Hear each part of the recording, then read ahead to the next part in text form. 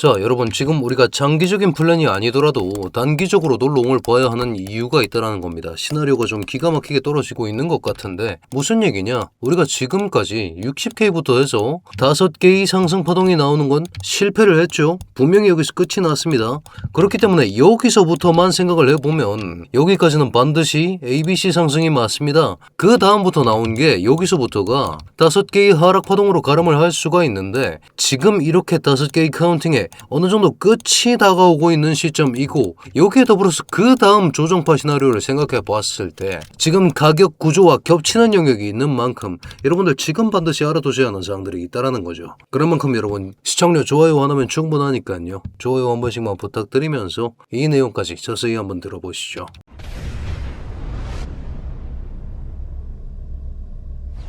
반갑습니다. 현명하게 매매하자. 코인인사이트의 현우 트레이더 인사드립니다. 자, 제가 주봉 단위로서 장기적으로 어떻게 바라보고 있는지 세 가지 플랜을 드렸습니다. 1, 2, 3, 4, 5 임펄스 이후에 ABC 조정 형태를 말씀드렸는데 이렇게 하면 뭐 100K 시나리오도 가능은 합니다만 이거랑 또 생각해야 되는 게 뭐 WXY도 있다고 말씀을 드렸고 여기서부터 335 플랫이 나오고 있다는 말씀도 드렸죠. 자, 근데 우리가 운전을 할 때도 이 길이 맞는지 모르겠는데 직진해야 될지 좌로 뻗을지 우로 뻗을지 모르는 상황이라면 머리가 헷갈릴 수 있기 때문에 지금 단기적으로 날봉만 봤을 때 할 수 있는 얘기를 해보자 이겁니다. 우리가 여기서부터 5개의 파동이 나오고 있다는 데는 이견이 없습니다. 그렇죠? 그런 상황에서 1파를 기반으로 3파가 2.618까지 확장된 형태로 나왔고 3파가 가장 긴 형태이기 때문에 균등법칙이 성립하면서 5파 자체도 어느 정도 끝자락까지 나와 있다라고 간주를 할 수 있는 상황입니다. 그죠? 자, 그러면 여기서부터 5파는 어느 정도 끝났다라고 가정을 하고 덤벼볼 수가 있는데 여러분 5파 끝나면 뭐가 옵니까? 3개짜리 조정이 찾아오겠죠. 파동은 어렵게 생각할 거 없습니다. 5와 3의 무한한 순환이라고 생각하시면 됩니다. 물론 좀 특출난 형태가 있을 수도 있습니다만 그 형태를 압축해서 얘기를 할 수가 있다는 거죠.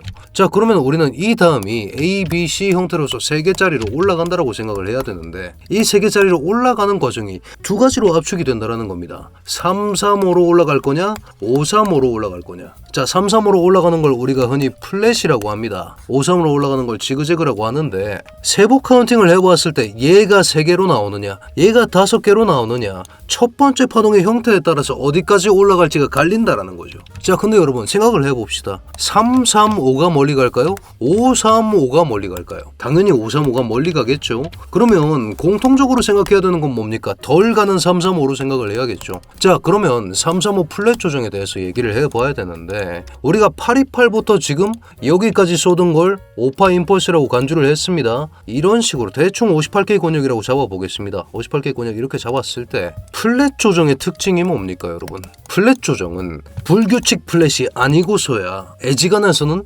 0.382에서 0.5까지 되돌리는데 여기까지 볼 수 있다는 거죠. 단기적으로 롱 목표가를 말입니다. 자, 단기적으로 롱 목표가가 여기라고 말씀드렸죠. 뭐가 보입니까? 저는 여기서 BSL이 보입니다. EQH도 보이고요. 같은 말이죠 사실. 숏들 지금 스탑로스 여기 걸고 치고 계신 분들 정말 많으실 겁니다. 여기 따라가는 그림이 나올 수도 있다라고 상정을 하는 게 지금 가격 구조적인 관점에서 가장 부합한다라고 말씀을 드려왔었죠. 실제로 지금 운영 중인 584 롱 포지션도 기존 주봉 오더블럭 내부 구간입니다. 가격 구조적인 관점에서 봤을 때 여기는 롱 잡기 최적인 구간이었다라는 거죠. 자, 그런 생각들과 함께 주봉 오더블럭 기반 플랫 조정이 나오거나 지그재그가 나와야 되는데 어떤 방향을 보더라도 덜 나오는 플랫 조정을 보더라도 상단 67K 구간에 대한 어떻게 잡았습니까? 828 고점부터 뻗어 나온 게 5파 임펄스 그렇다고 봤을 때 어느 정도 다 나왔다고 간주하고 58K까지 잡았을 때 38이 올리면 어딥니까? 673입니다. 여기 있다는 형태로서 ERL 수거 가능성이 높다. 숏은 673이 따이고 나서야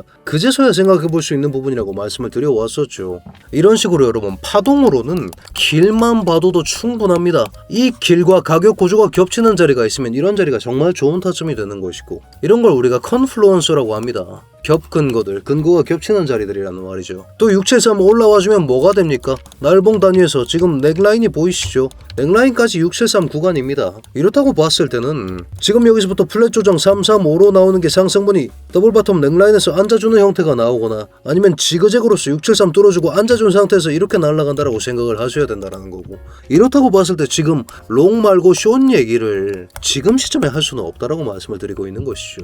이런 식으로 지금 자리에 대해서 제가 어떻게 어떻게 파악하고 있는지 여러분들께 실시간으로 공유드리고 있는 제 브리핑룸 그 입장 링크를 제가 고정 댓글에 걸어뒀습니다. 다만 여러분 입장 전에 아직까지 구독, 좋아요 눌러주지 않으셨다면 지금 한 번씩만 눌러주신 후에 입장해 주시길 부탁드리겠습니다. 자, 그런 상황 결국 그 다음 분기점은 673이 될 거라는 생각을 하면서 지금장에 대처를 해야 된다라는 건데, 남들이 말하는 40K 시나리오도 이게 상당 부분 부합합니다. 무슨 얘기냐면 40K 시나리오는 WXY 시나리오와 비슷하고 이거는 비트코인 4년 주기설과 비슷합니다. 무슨 얘기냐, 찬찬히 설명을 한번 해보겠습니다. 비트코인 4년 사이클 생각하면 올해 10월쯤은 돼야 저점 나온다는 얘기죠. WXY 조정을 생각해봅시다. WXY도 여러분 어렵게 생각하지 맙시다. 그냥 각각의 축들이 3개의 세부 파동으로 구성되어 있다고 생각을 해보았을 때 W는 명확하게 나와줬죠. 이런 형태로 나와줬는데 이제 X에 대한 고민을 어느 정도 하고 있는 겁니다.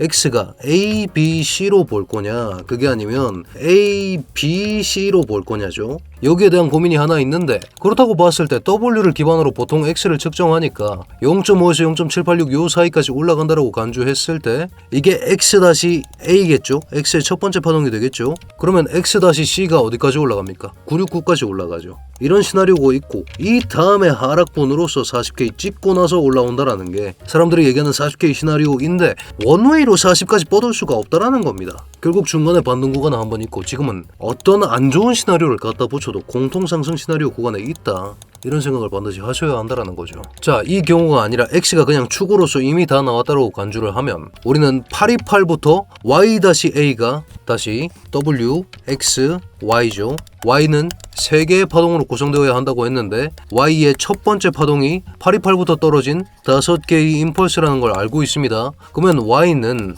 535 지그재그 형태로서 나온다라는 거고, 지금은 이 3에 대한 상승분을 먹어낼 수 있다라는 거지. 요 5파 우리가 828부터 떨어진 임펄스라고 알고 있지 않습니까? 그 Y-B를 생각하더라도 지금 상승 조정에 대해서 먹어낼 생각을 하셔야 된다, 이렇게 강조를 드리고 싶은 것이죠. 아니 현우야, 그러면 너는 어디까지 바라보느냐? 저는 여기에 대한 수고까지 가능할 거라 봅니다. 더 큰 타임프레임인 날봉 단위에서 발화를 보면 직전 저점을 따는 형태로서 외부 유동성은 수거가 됐습니다. 그죠? 그러면 이 외부 유동성을 따로 내려가는 과정 중에 생겼던 이런 식의 FVG 내부 유동성 구간까지 올라가는 형태가 충분히 가능하다라는 거고, 5파 임펄스로서 떨어진 형태를 생각해 봤을 때 지금 3파 조정이 어느 정도 나와주면서 3파리까지만 올려주더라도 여기까지 트라이 할 수 있는 기대값이 있지 않습니까? 이런 생각으로 지금 롱을 먼저 여기까지는 바라볼 수 있다라는 거지. 다만 이걸 어떤 프레임으로 바라보느냐에 따라서 각각 갈린다라는 거고, 지금 짧게 단타를 치시겠다 하시는 분들은 4시간, 1시간에서 생성된 FVC 구간을 여전히 잔재하고 있지 않습니까? 4시간 봉상에 살아있는 게 뭡니까? 결국 이 친구죠. 63K. 요 라인 못 넘어가면 재차 하락 나온다라고